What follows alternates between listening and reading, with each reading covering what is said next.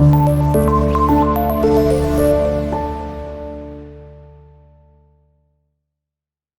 वालेकुम स्टूडेंट्स, कैसे हैं आप सब। उम्मीद है आप सब खैरियत से होंगे। आज का हमारे पास टॉपिक है फातिमिड dynasty.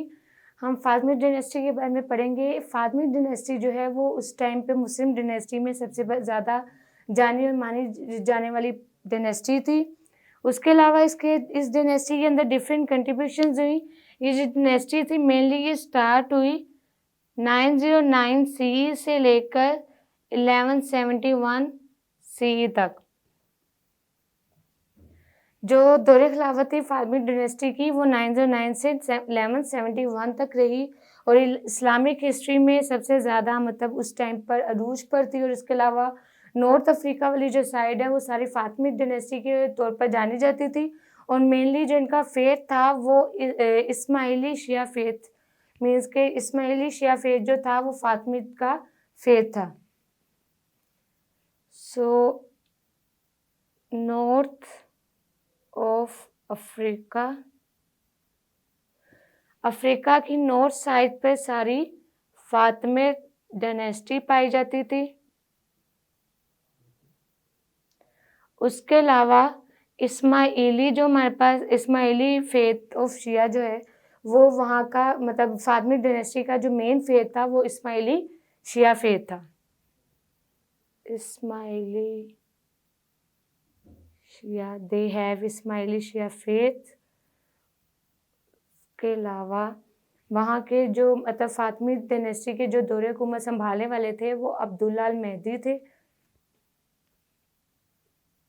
Ruler of Fatimid dynasty was Abdullah al Mahdi. और उस टाइम पे अब्दुल्ला महदी ने जो वहाँ का कैपिटल बिल्ड किया था वो तुनीसिया में रकादा को वहाँ का कैपिटल कहा गया था फातिमिद डायनेस्टी का। Capital of Fatimid dynasty was रकादा।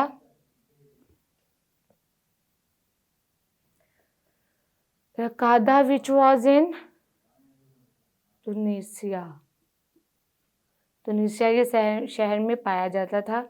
उसके अलावा यहाँ पे जो मतलब अब्दुल्ला अल महदी जो थे इन्होंने ट्रेड नेटवर्क बहुत ज़्यादा इंक्रीज़ करवाया, उसको पहले से ज़्यादा इंक्रीज़ किया ताकि जो ट्रेडिंग सिस्टम है इजिप्ट का और बाकी मतलब ममालिक के दौरान नॉर्थ अफ्रीका का उनका इजी हो सके और फातिमिड डायनेस्टी जितनी हो सके आगे फैल सके, सब मतलब जितना हो सके उसको फैलाया जा सके। दे एक्सपेंड ट्रेड नेटवर्क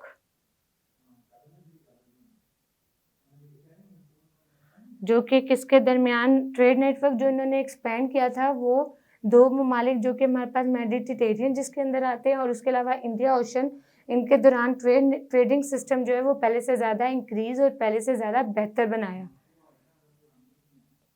किन दो ममालिक के दौरान मेडिटेरेनियन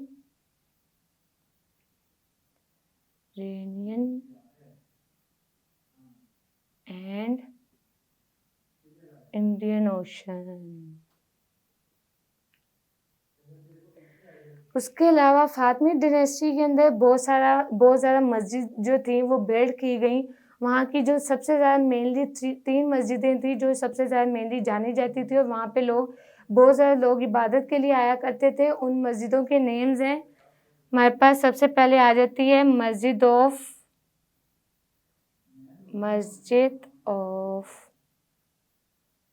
महदिया। उसके अलावा अल अजहर मस्जिद एंड अल हकीम मस्जिद।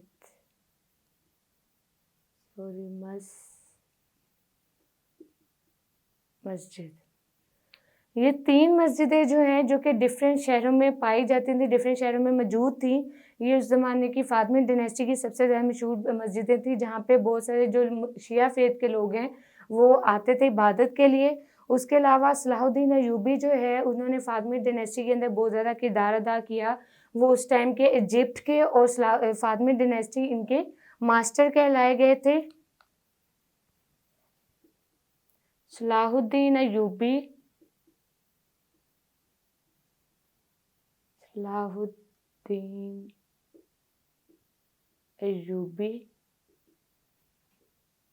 was the master of Egypt and Fatimid dynasty। Fatimid dynasty के और क्या कहते हैं, सलाहुद्दीन अय्यूबी जो हैं वो फातमिद डिनेस्टी के और इजिप्ट के मास्टर के तौर पे जाने गए थे। और इसके अलावा यहाँ पे फातमिद डिनेस्टी के अंदर बहुत सारे ममालिक जो थे उनको कंक्वेयर किया गया था, फतह किया गया था, जिसमें सायरो आ गया, इजिप्ट आ गया, पर्शिया आ गया, और इसी तरह डिफरेंट वहाँ के इर्द गिर्द के जो ममालिक थे नॉर्थ अफ्रीका वाली साइड के, उनको कंक्वेयर फतह किया गया था और उनको फातमिद डिनेस्टी के अंदर इंक्लूड किया गया था। नेक्स्ट हमारे पास आ जाता है social contribution.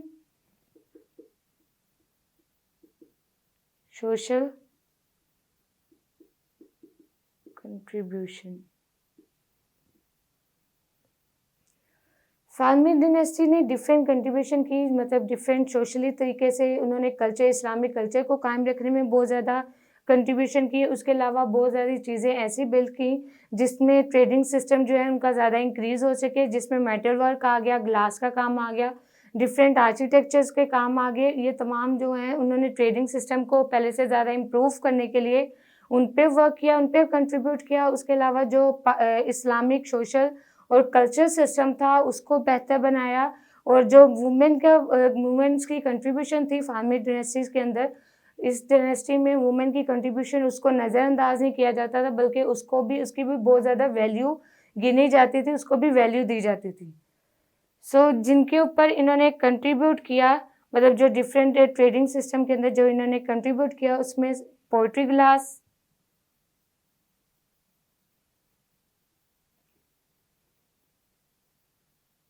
Glass, ivory, metal work,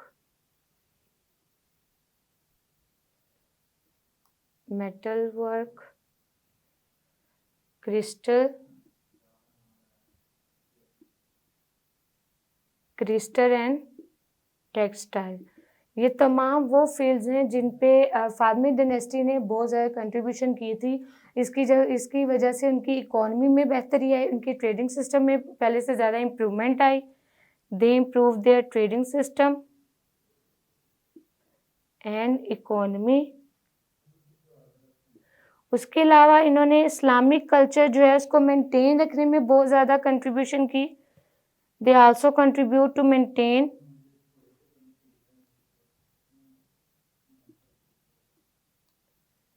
maintain Islamic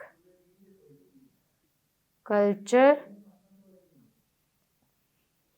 और उसके अलावा फातमिद डिनेस्टी के अंदर जो वुमेन्स का वर्क होती थी, वुमेन की जो कंट्रीब्यूशन थी, उसको भी बहुत ज़्यादा वैल्यू दी जाती थी। They also value women contribution. Women contribution को भी वर्थ दी जाती थी। और उस ज़माने में जो सायरो था वो फातमिद डिनेस्टी में सबसे ज़्यादा मतलब जाना पहचाना जाता था, सायरो ममालिक, जिसमें जो डिफरेंट मस्जिदें भी बिल्ड की गई थी और इसके फातमिद डिनेस्टी से रिलेटेड बहुत ज़्यादा वर्क भी सर अंजाम दिए जाते थे। स्टूडेंट्स, ये था हमारे पास आज का टॉपिक, जिसमें हमने फातमिद डिनेस्टी के बारे में पढ़ा कि फातमिद डिनेस्टी जो थी उसने कहाँ कहाँ अपनी कंट्रीब्यूशन की और क्या क्या काम सर अंजाम दिए। उम्मीद है कि आपको इस टॉपिक की समझ आई होगी। अगर किसी पॉइंट की समझ ना आई हो तो कमेंट बॉक्स में ज़रूर पूछेगा। फिर मुलाकात होगी, तब तक के लिए अपना बहुत सारा ख्याल रखें। अल्लाह हाफिज़।